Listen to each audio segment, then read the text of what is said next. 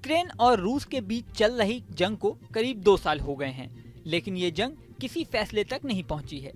रूस और यूक्रेन की सेनाएं लगातार एक दूसरे को टक्कर दे रही हैं। अब इस जंग में बहुत बड़ी अपडेट सामने आई है। रूस से टक्कर लेने के लिए यूक्रेन ने अजब दांव चला है।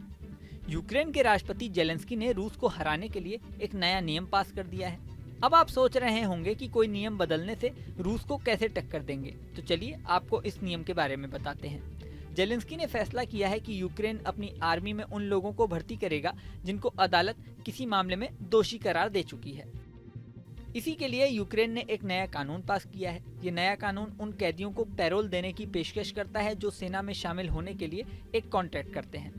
यूक्रेनी राष्ट्रपति जेलेंस्की ने इस नए कानून पर दस्तखत कर दिए हैं। इसके बारे में यूक्रेनी अधिकारियों का कहना है कि इस नए कानून से देश की सेना को करीब 20,000 नए सैनिक मिल सकते हैं, यानी रूस को टक्कर देने के लिए एक नई फ्रेश आर्मी तैयार हो सकती है।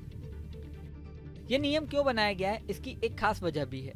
यूक्रेन की सेना इस समय देश के उत्तर पूर्वी, पूर्व और दक्षिण में रूस की हमलों से लड़ रही है।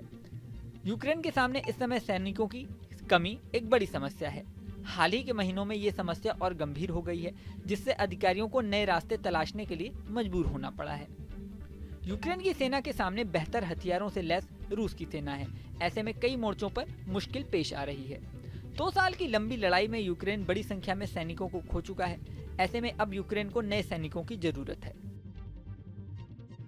यूक्रेन का ये नया कानून उन दोषियों को पैरोल की पेशकश करता है जो सेना में शामिल होने के लिए कॉन्ट्रैक्ट साइन करते हैं। हालांकि कानून सभी अपराधियों को छूट नहीं देता। गंभीर अपराधों जैसे 2 या 2 से अधिक लोगों की हत्या, बलात्कार और राष्ट्रीय सुरक्षा के खिलाफ अपराध के लिए दोषी ठहराए गए लोगों को सेना में भर्ती होने की अनुमति नहीं दी जाएगी। यूक्रेन की संसद की वेबसाइट के अनुसार जेलेंस्की ने एक दूसरे कानून पर भी हस्ताक्षर किए हैं, जिसमें ड्राफ्ट डोजर के खिलाफ फाइन बढ़ाकर 8500 रिविन्या यानी $218 कर दिया गया है। यूक्रेन में औसत मासिक वेतन $560 है। मीडिया रिपोर्ट्स के अनुसार यूक्रेन के इस फैसले पर सैन्य विश्लेषकों का कहना है कि कम होती सेना कीव की सबसे बड़ी समस्या है। हालांकि हथियारों की आपूर्ति, जिसमें विशेष रूप से वॉशिंगटन में काफी देरी हुई है। यूक्रेन ने इसके अलावा पहले ही ड्राफ्ट मोबिलाइजेशन की उम्र 27 से घटाकर 25 कर दी है। इसके अलावा यूक्रेनी सैनिकों ने विदेश में रहने वाले सैन्य उम्र पुरुषों के लिए काउंसलर सेवाओं को भी अस्थायी रूप से निलंबित कर दिया गया है।